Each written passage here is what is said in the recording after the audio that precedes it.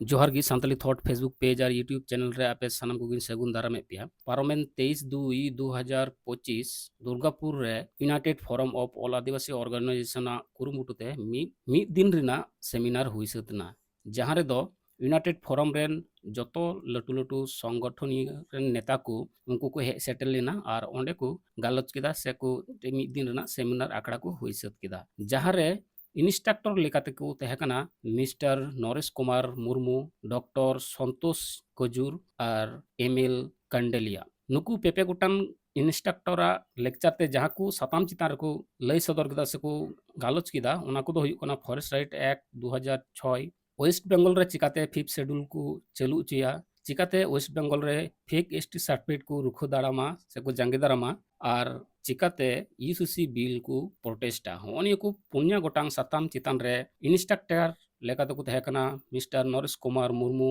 साउते संतोष कजूर और एमएल कंडेलिया नुकु पेपे गोटांग इंस्ट्रक्टरा गालोच आखड़ा रे waste Bengal run तमाम आदिवासी संगठन रे नेतृत्व को सेटल लेना और ओना को आंजम किदा United forum of all Adivasi organization रेन कन्वेनर आवसते हिनाय कदिया जहां दो हुई कनाय मानतान रामदास किस्कू महाशय उनठे खो गी दला थोड़ा बुन आंजम का गी गोंके हा नोडे चे को कमी होरा तहकना और चेंका पे साफ सपड़ाव लिदा आचे का पे कमी पूरा किदा नागे थोड़ा लेमे जोहार गे सलाम को नवा दो united forum of all Adivasi organisation West Bengal रे मिद दिरिया सेमिनार ताए कना पिया सतम चेतान रे बेटा कना वनाधिकार आईन 2006 बेटा 5th शेड्यूल और बेटा यूसीसी और प्रश्नोत्तर पर्व ताए कना और फेक सर्टिफिकेट निये आलोचना ताए कना गोंके नोडे हा ओकोय को पार्टिसिपेट लिदा और ओकोय को हा ललय को तहकना उना को थोड़ा लेमे ललय को ताए कना मानतान नरेश मुर्मू के मानतान सुभाष कुजूर डॉक्टर संतोष कुजूर ताए कराय एमएल कंडिलिया नको पे हड़ को ताए करा अच्छा निहा तीन जा सेमिनार हुइना न उद्देश्य दो चेत हैकना ना उद्देश्य ताए कना हो जे पिया पुनिया सतम ताए कन दो ना दो ओड़े ओड़प कम बेसी जतो हड़ यूरिया को बड़ाया मठा गहीर माछा एकदम भीतरी धरी और नवा दो बामन बड़ाए थे जहाँ दो सत्साहस काते जते जगह बाबन लई दाड़े कान थे तबे किछुटा दो मन सेचेत ना अर्थात कमी नवा दो एक्चुअली ताहे कना वार्कर वर्कशॉप माने कमिए को तालमा उनको कमिए को आरो को चिठा मा चिठा का आतो ओड़ा रे को बुझो दाड़िया को मा आरो बढ़ती कायते सचेत ना को नवा के उद्देश्य अच्छा निये तायम दारम जहां कमी होरा को हिना खाय चेत को हिना का ना फड़ लेमे नवा दो आरो उयहर बिना तेहिन दो पहिलो दिन तो मिड दिन तो तेहिन जा अभिज्ञता मिड दिन तो संभव बांग कना नवा दो आरो बड़ी समय लगा निया परे दो वार्षिक रिया कर्मसूची नौकाना कर्मशाला आताव रिया दरकार मेना मेती मनेदा और सर्वोपरि तेहिन जा जिस्ट नामेना मिड मने जीवियाते एकता माने जुमिद होयुआ और जुमिद कदा आंदोलन रे अड़गन होयुआ ओके ना कथा मा मेनेट गे मेनखान तिहिन नेलो कना जे देवचा पचामी रे कोयला खनि विरोधी जहां को विरोध दा उनको को दुड़ुब कना मेने तो भारत जाकात माझी पारगाना महल पास्टा से कोन ओंडे को गपाल माराव दा और आपे तिहिन दुर्गापुर पे गपाल माराव दा आदो आपे उनको कुकली कना नवा दो जे आपे उनको दुड़ुब पे बांचार लगित के तिहिन नोडे पे वहाँ प्रोग्राम पे सपड़ाव करा बाबा नवा दाले तो पिपुन जद धरिया नवा दाले आलोचना डेट है तो हेर फेर होई दाड़े आले नवा सामने एचएस परीक्षा ताहे कना और माध्यमिक परीक्षा ताहे कना उना उना तालारे होय गे गैप उना 23 तारिख तो मिछ तो लहारे डिक्लेयर मिना एबारे अकय संगठन ओकारे से चिके दा निजस्व कर्मसूची ताहेन के ताकवा विरोध टिरोध रे गल्प दो बांग नवा दो यूफा कर्मसूची एवं अलमारा गोटा करते गले सिद्धांत कना तिने गान को जावरा लेना तिने गान गणठन तिहिन नोडे को जावरा लेना तीन बारसाई चेतन को जावरा हड़ को जावरा लेना मेनखान संगठन तिने को जावरा लेना संगठन 12-13टी संगठन को जावरा 12-13टी संगठन को जावरा लेना ओके अड़ी अड़ी सर हाँ सारा मुचेर आमा उपरुम ले में ये Ramdas Kisku united forum of all Adivasi organisation convener अच्छा जोहार की जोर मैं सराव है जो के क्षेत्र के अंदर में पंचायत चुनाव 243 एम के हिसाब से रोक लगा था। ठीक है, जो आप लोग कहते हैं मुखिया की बात कर रहे थे, रोक क्यों लगा था? इसलिए कि ट्राइब का अपना एक पारंपरिक व्यवस्था है कि नहीं है। आपको 5th शेड्यूल के अंदर में स्वशासन के लिए ट्राइबल एडवाइजरी काउंसिल की बात हो रही थी कि नहीं? तो ट्राइबल एडवाइजरी काउंसिल का जो गठन है, ठीक है, वो जो है उसका काम क्या है? देखिए, ट्राइबल एडवाइजरी काउंसिल सब किसकी कल्पना रही होगी? ये जयपाल सिंह मुंडा जानते थे कि आदिवासी समाज जब भी निर्णय लेता है सामूहिक निर्णय लेता है कि नहीं, कि अकेला निर्णय लेता है। जैसे आपने कहा कि मुखिया जी साइन कर दिए, ये दम है मुखिया जी को साइन करने का? आदिवासी समाज जो है वो सामूहिक निर्णय लेता है हमेशा। लीडर जो होता है वो सिंबॉलिक होता है, लेकिन निर्णय क्या होगा? सामूहिक होगा। तो ये जो है आज भी मुंडा एरिया में अगर आप आइएगा, तो मुंडा एरिया में आइएगा तो क्या होता है कि भाई मुंडा होता है, उसके बाद में मानकी होता है ना, तो 20-25 मुंडा मिलकर मानकी बनाते हैं, और उस एरिया में जो शासन व्यवस्था होगा वो निर्णय कौन लेता है? ये मानकी लोग लेते हैं। तो ट्राइब के मामले पर कोई भी कानून बनाने के पहले आदिवासी परामर्शदात्री समिति कहा गया है, ट्राइबल एडवाइजरी काउंसिल कहा गया है, कि बिना उसके समिति के सहमति के ट्राइबल के का जो है कोई भी कानून नहीं बनाया जा सकता है। उसके अंदर में ट्राइबल विधायक रहेंगे, उसके अंदर में समाज के द्वारा मनोनीत लोग रहेंगे, और उसका अध्यक्ष जो रहेगा, अभी हम लोग मजबूत नहीं है, इसलिए हमारा जो है चीफ मिनिस्टर जब दिक्कू होने के बावजूद भी रहता है। लेकिन ट्राइबल एडवाइजरी काउंसिल का उद्देश्य क्या था? आपके संबंध में कोई भी निर्णय लेना हो या कानून बनाना हो तो वो किससे सहमति लिया जाएगा? Tribal advisory council. Tribal advisory council को सलाह कौन देगा? ये हमारा होना चाहिए, मानकी मुंडा माझी प्रेग्नेंट सलाह देगा, वहां से वो आना चाहिए। तो ये सारे हमारा हमने आपको बताया, और ये मालिकाना हक है। पेशा आने के बाद में हमारा ग्राम सभा लेवल तक का हमारा अधिकार मिला, भी आपका क्या है? मालिकाना हक है। और लास्ट में मैं बताता हूं बजट 275 के अंदर ट्राइबल सब प्लान का पैसा आता है। तो देखिए भाइयों, संविधान में 4 तरह का अधिकार हमको प्राप्त है। पहला रिजर्वेशन है, ये तो एससी को भी है, बीसी को भी है। दूसरा है आपको है स्वशासन, सिर्फ आपको मिला है।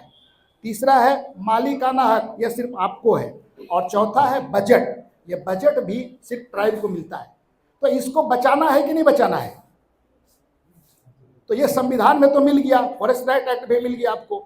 लेकिन आगे जो हम देखेंगे लगातार, इस बात को अगर देखा जाए तो हम देख रहे हैं कि 1947 से लेकर आज तक अगर हम आगे देखेंगे, हमारे बीच में क्या, हम अभी बात कर रहे थे कि हमारे मंत्री भी हैं, हमारे जो है एमपी भी है, हमारे गवर्नर भी लोग हो चुके हैं। आज माननीय द्रौपदी मुर्मू जी हमारी महामहिम राष्ट्रपति भी हैं। बहुत सारे हमारे पढ़े लिखे नौकरी पेशा में भी हैं।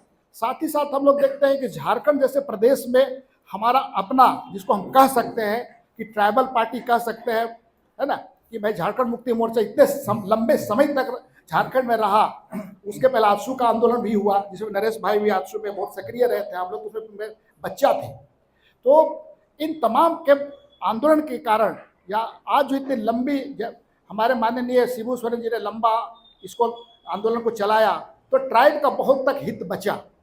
लेकिन आज हमको लगता है इतने वर्षों के बाद में कि भाई इतने सारे पदों में, इतने मंत्री, एमपी, गवर्नर, महामहिम राष्ट्रपति, इतना सारा चीज होने के बावजूद भी हम ट्राइब लोग अपने आप को असुरक्षित महसूस करते हैं ना। आज भी अंदर से थोड़ा डर लगता है ना कि भाई कुछ तो गड़बड़ है, पूरी तरह से हम आजाद नहीं है, या हमारा सारा अधिकार हमको मिल नहीं रहा, यह हम महसूस करते हैं। तो आगे सवाल होता है कि ये भय जो है ये हमारे बीच में हो रहा है। तो अब होता है, आगे हम बात करना चाहेंगे कि इसको कैसे समाधान होगा। ये सारे राइट पर मैं बहुत डिटेल नहीं जा रहा हूँ, क्योंकि मेरा इंटेंशन जो है, धीरे धीरे मैं पटना में जब मैं छात्र नेता रहा तो मैंने समझा, आंदोलन के तरीके को समझा, आंदोलन का स्टेप्स होता है। आगे जब मैं नेतरहाट आंदोलन फील्ड फायरिंग रेंज में गांव-गांव जब मुझे जाने को मौका मिला, बिना नेता को उस आंदोलन को 30 ईयर से हम लोग लड़ रहे हैं, और आज भी उसको रोके हुए हैं। और 30 साल तक उस आंदोलन को, आर्मी के अगेंस्ट में हमारा आंदोलन था, कोई नेता ही नहीं है उसका, आज आप ढूंढ नहीं पाएंगे, लेकिन वो आंदोलन चल रहा है। और सबको पता है इसमें नेता खोजना मुश्किल है, लेकिन जब जरूरत पड़ेगी 2.5 से 3 लाख लोग एक दिन में जमा हो सकते हैं। तो इस आंदोलन के दौरान जब मुझे काम करने का मौका मिला, तब मैंने उस पर महसूस किया कि नहीं, किस तरह से हम जन आंदोलन को आगे बढ़ा सकते हैं। क्योंकि आज पॉलिटिकल पार्टियों से आपकी शिकायत है, नेताओं से आपकी शिकायत है, तो हमारा समाधान क्या हो सकता है। देखिए, इस बीच में अगर मैं थोड़ी सी कहूँ, 1947 से लेकर के आज का संदर्भ अगर इस बीच को हम अध्ययन करें, इस बीच में देखें तो कुछ राजनीतिक पार्टियों के माध्यम से भी, जैसे हम लोग कह रहे हैं झारखंड मुक्ति मोर्चा कर सकते हैं, जयपाल सिंह मुंडा कर सकते हैं, जो हमारा झारखंड में खास करके एक अगुवाई दिए थे। उसी तरह से बीच में हम कहेंगे पहला जनरेशन एजुकेटेड मास का था, वो 1962 1965 में पहला पहला हमारा लोग नौकरी में आ रहा था, पहला पहला बीडीओ बन रहा था, एसडीओ बन रहा था, डीसी बन रहा था, और रिटायर होते होते वो 93 94 90 में रिटायर्ड हो गए। तो इस बीच में क्या हुआ कि हमारा जो इकोनॉमिक चेंजेस जो हुआ, पहला क्या था, एग्रीकल्चर बेस था। एग्रीकल्चर बेस होने से क्या था कि हम जानते थे पीढ़ी दर पीढ़ी हम जमीन का हस्तांतरण करेंगे तो अगला पीढ़ी क्या खाएगा ये हमारे दादा को चिंता नहीं था, उसको चिंता था कि खेती बाड़ी तो है ही। लेकिन सडनली जो है ये आप 70 और 60 के दशक में नौकरी वाला चक्कर आ गया। अब हम लोग को अब सच बात में पैसे की इतनी जरूरत होने लगी कि जमीन को छोड़ छोड़ करके लोग या तो नौकरियों में छोटा बड़ा प्यून चपरासी से लेकर डीसी तक का नौकरी में हम लोग इतना तेजी से भागने लगे।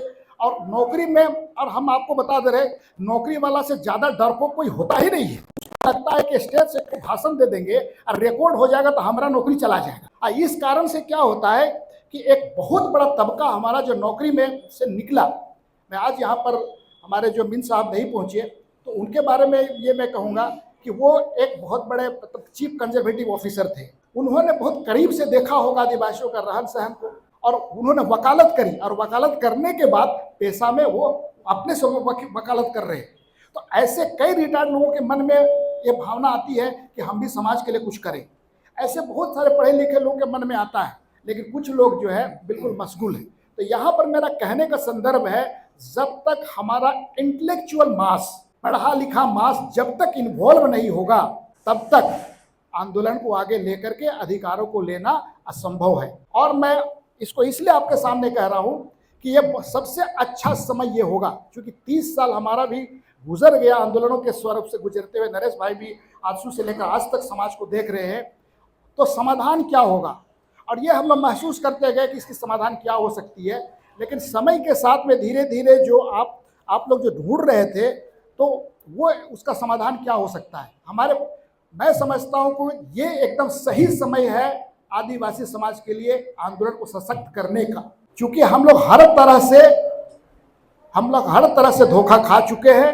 अब आग दूध का जला हुआ छाछ को भी फूंक फूंक कर पीता है।